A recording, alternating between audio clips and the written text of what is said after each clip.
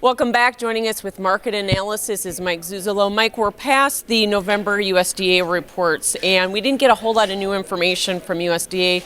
No updates on harvested acres, for one thing. So do we kick the can down the road here to January in the report? Yeah, I think unfortunately we're going to have to do that, Michelle. I think the biggest feature to the report in November was USDA came in with a corn yield adjustment down on population, not on ear weight or pounds test weight. I think that's coming because the farmers, especially east of the Mississippi River, are reporting back to me, look, I'm getting 52, 54, 56 pound test weights here, not 58 to 60 or even 62 pounds like we've seen in the last couple years. So I think USDA has some more adjusting down when it comes to the corn due to that girth, due to that test weight. South American weather and their crop production is going to be a big key in the next couple of months here for the market as well, but there's projections already of record Brazilian soybean production.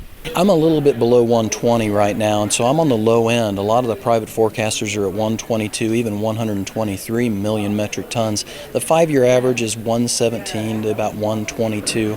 I think there was enough planting delays, and the yield potential is going to be more average, and so I'm more in line with maybe a 119, 120 million metric ton number. I think the mindset going into January may change if their weather doesn't straighten out, because the expectation is that Brazil's past the worst part. And what about the phase 1 deal with China? Do you think that we'll get something signed here before the December 15th tariffs go into place?